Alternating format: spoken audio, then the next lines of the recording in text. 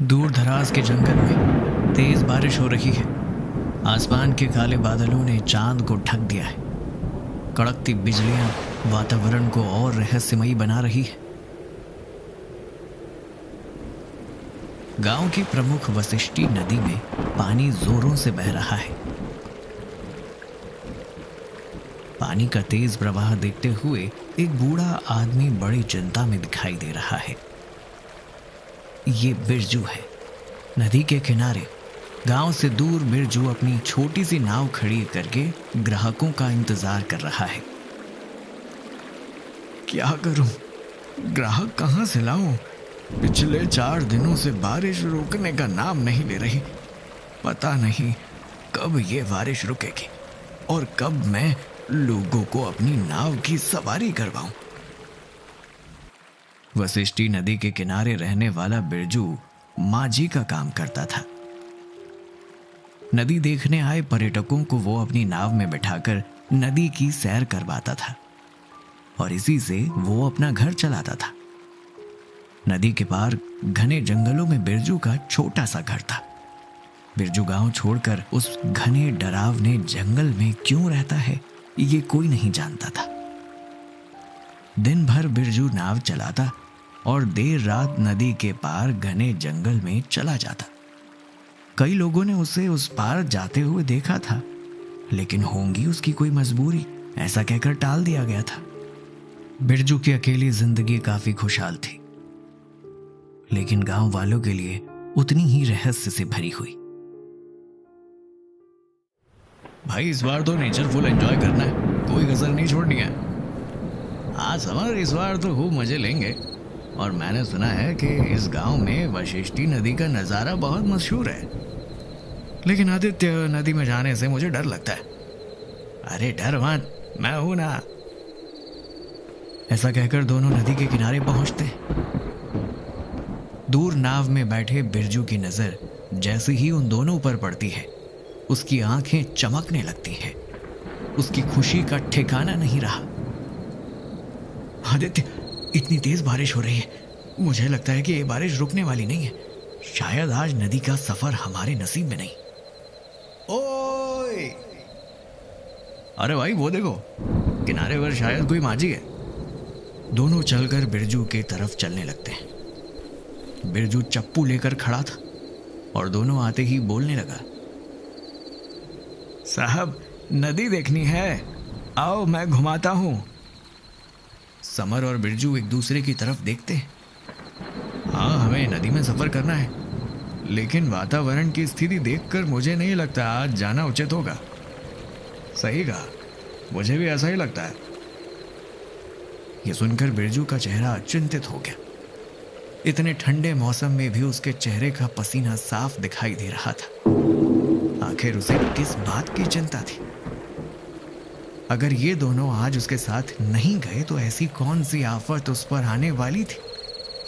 नहीं नहीं साहब, 20 सालों से यहाँ नाव चला रहा हूँ। बारिश थोड़ी देर के बाद कम हो जाएगी और नदी के उस पार बहुत सुंदर नजारा दिखता है। आज भीड़ कम है, कल भीड़ होगी, तब मैं नहीं ले जा पाऊंगा। वैसे भी इस नदी में अकेला मैं ही एक माझी हूँ जिसे यहाँ का कोना कोना मालूम है।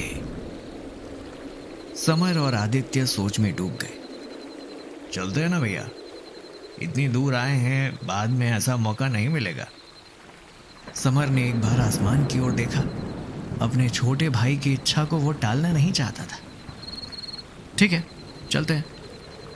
ये सुनते ही आदित्य की खुशी का ठिकाना नहीं रहा, लेकिन उससे भी ज्यादा खुशी बिरजू को हुई थी। उसने जल्दी से अपनी नाव की डोर खींची। धीरे धीरे नाव नदी में आगे बढ़ने लगी। बिरजू चप्पू से नाव चला रहा था। काफी देर होकर भी कोई कुछ नहीं बोल रहा था। आपने आपके बारे में नहीं बताया। मेरा नाम बिरजू माझी है। मैं नदी के पार रहता हूँ और नाव चलाकर पेट भरता हूँ। पर नदी के पार क्यों? गांव में क्यों नहीं? ये सुनते ही बिरजू चुप हो गया, जैसे मानो सांप सूंघ लिया हो। क्या हुआ? कुछ नहीं, नदी के पार बहुत सुंदर कुदरत का करिश्मा है। ऊंचे पहाड़, मधुर गीत गाने वाले पंछी, पेड़ पौधे, और वो मन नहीं करता उन्हें छोड़कर जाने का।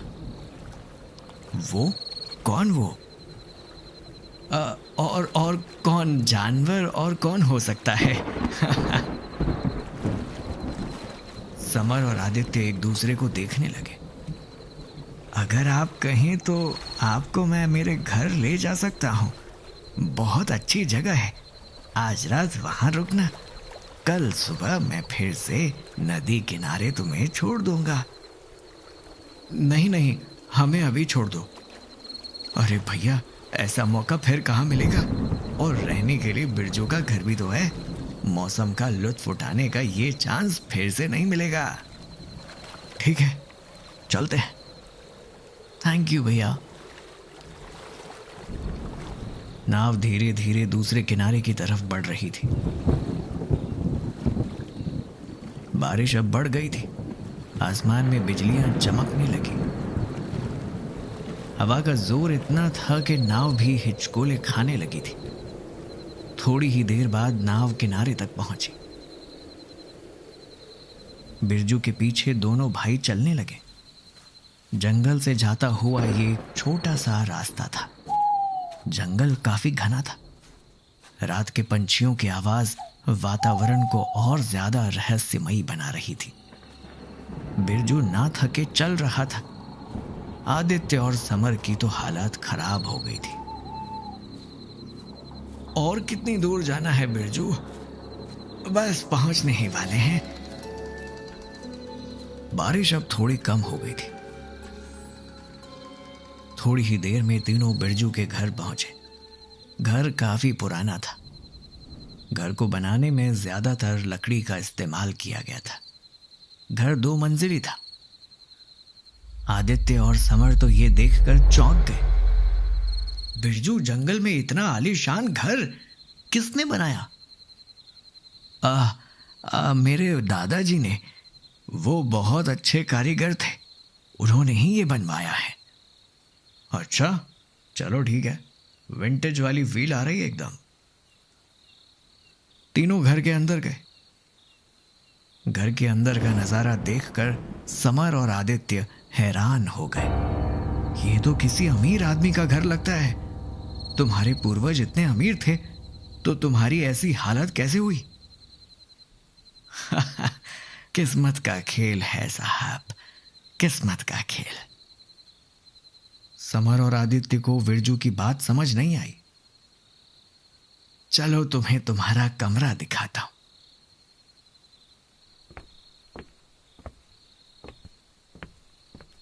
सीढ़ियों से ऊपर जाते समय दोनों को एक कमरा दिखाई दिया जो बाहर से बंद था। यहां क्या है? बताऊंगा, वक्त आने पर जरूर बताऊंगा। अपना रूम देखने के बाद दोनों घूमने के लिए बाहर निकले। अब काफी रात हो चुकी थी। चांद की शीतल छाया का प्रतिबिंब नदी पर दिखाई दे रहा था। उसी बीच नदी के किनारे एक लड़की नहाते हुए आदित्य को दिखाई दी। देखो भैया, वो देखो। एक सुंदर लड़की, उम्र करीब 24 साल होगी, नदी में उतरकर नहा रही थी। उसका दूधिया रंग चांद के प्रकाश से चमक रहा था। घने काले लंबे बाल कमर तक लहरा रहे थे। उसकी कोमल त्वचा जुगनुओं को लुभा रही थी, इसलिए रात के जुगनू अपनी चमक से उसकी खूबसूरती में 4 चांद लगा रहे थे। अपनी मादक हलचल से वो मानो पूरे ब्रह्मांड को मोहित कर रही थी। ये क्या है? कौन है वो लड़की और इतनी सुंदर? मैं भी यही सोच रहा हूं। दोनों उस लड़की के पास पहुंचे। कौन हो आप? और यहां इतनी रात अकेले क्या कर रही हो?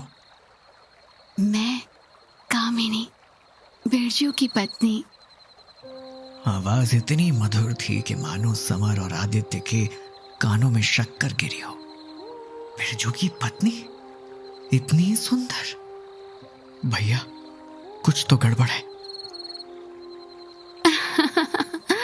यहाँ पहली बार आए हो इसलिए नहीं जानते। ऐसा कहकर वो नदी से बाहर आई और बिरजू के घर की तरफ चलने लगी। उसकी गोरी पीठ देखकर दोनों के अरमान जागने लगे। उसकी नाजुक लचकती कमर दोनों को अपनी तरफ खींचने लगी। दोनों सम्मोहित होकर उसके पीछे चलने लगे।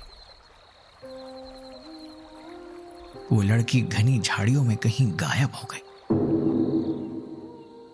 दोनों जब बिरजू के घर पहुंचे तो उन्होंने घर का दरवाजा खुला पाया। उस लड़की ने दोनों पर मानो जादू कर दिया था। पायलों की आवाज ऊपर के कमरे से आ रही थी। ये वही कमरा था जिसे उन्होंने पहले भी देखा था। समर तो मानो उस लड़की को पाने के लिए पागल हो गया था। तभी अचानक आदित्य का पैर सीढ़ी से खिसका और वो नीचे गिर गया। आदित्य का सम्मोहित दिमाग झटका लगने से होश में आ गया। आदित्य ने देखा कि समर उस बंद रूम को खोलकर अंदर चला गया था। आदित्य समझ चुका था कि कुछ तो गड़बड़ है। भैया रुको, अंदर मत जाना, रुको। लेकिन समर अब होश में नहीं था। समर अंदर चला गया। वो लड़की अब बड़े ही कामुक अंदाज में बैठी थी और समर को अपने पास बुला रही थी। आओ समर, मुझे प्यार नहीं करोगे? आओ, मेरी बाहें तुम्हें पाने के लिए तरस रही हैं। मेरी प्यास बुझाओ। समर कुछ ना सोचते हुए लड़की के आगोश में लिपट गया। दोनों प्यार में डूब गए। इधर आदित्य के पैर में मोच आ गई थी। वो दर्द से कराह रहा था।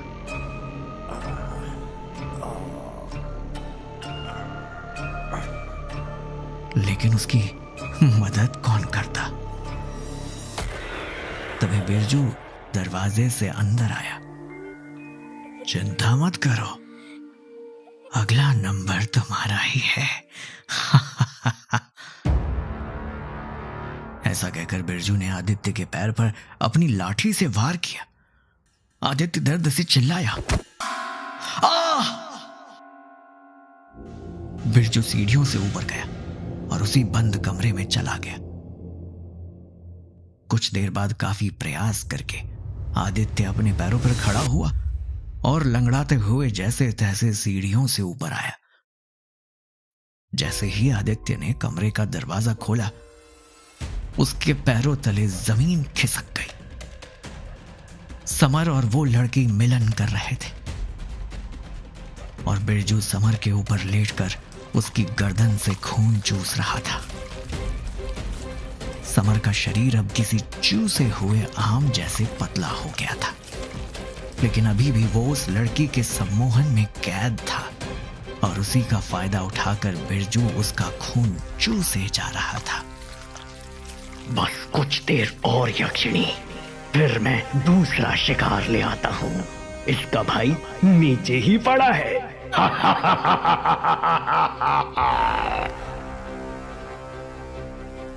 आदित्य को देखा कि बूढ़ा बिरजू अब काफी जवान हो गया है और बिरजू के त्वचा का रंग भी उस लड़की की तरह ही चमकने लगा है।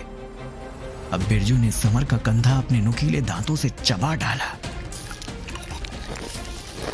समर मर चुका था और उसका शरीर बिरजू चबा चबा कर खा रहा था।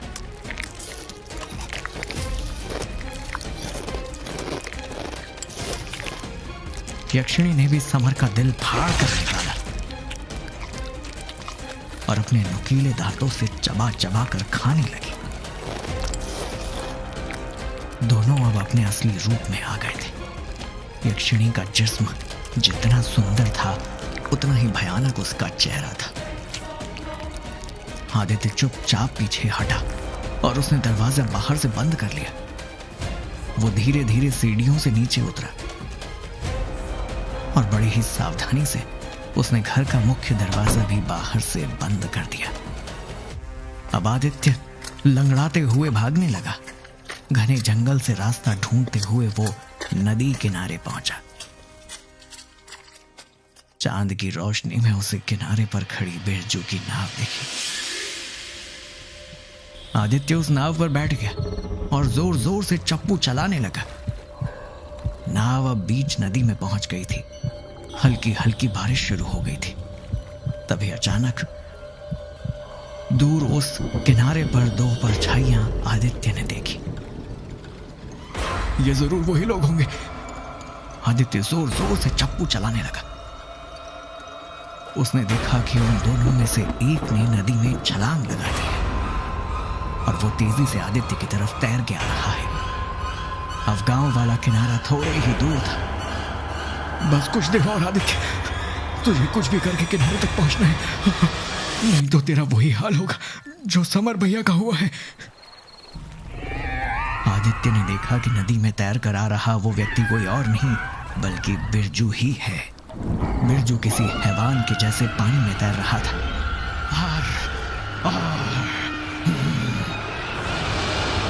किनारा आ गया था और आदित्य ने नाव से छलांग लगा दी और जोर से चिल्लाया, बचाओ, मेरी मदद करो, बचाओ। किनारे के पास रहने वाले एक बूढ़े बाबा भागते हुए वहां पहुंचे। उन्हें देखकर आदित्य की सांसें रुक गई थी क्योंकि ये तो बिरजू ही था। तुम कौन हो? मैं बिरजू मांझी हूं। तो फिर वो कौन है? आदित्य ने नदी में तैर रहे बिरजू की तरफ इशारा किया। अब पानी में तैरने वाले बिरजू ने नाव की डोर पकड़ी और उस पर बैठकर वो फिर से अपने घर की तरफ जा रहा था।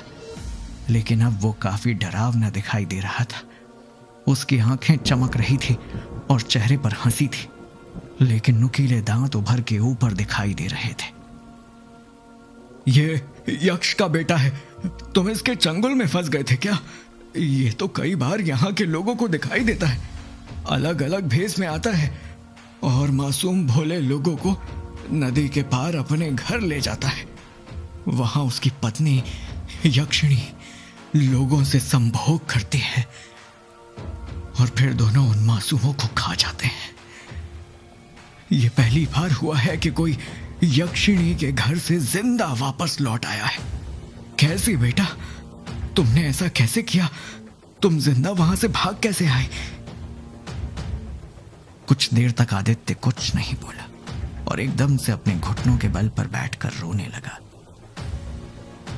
मेरा भाई मारा गया चाचा। उन्होंने मेरे भाई को मार डाला और मैं कुछ नहीं कर पाया। मेरा भाई, समर भैया, वापस लौटाओ प्लीज।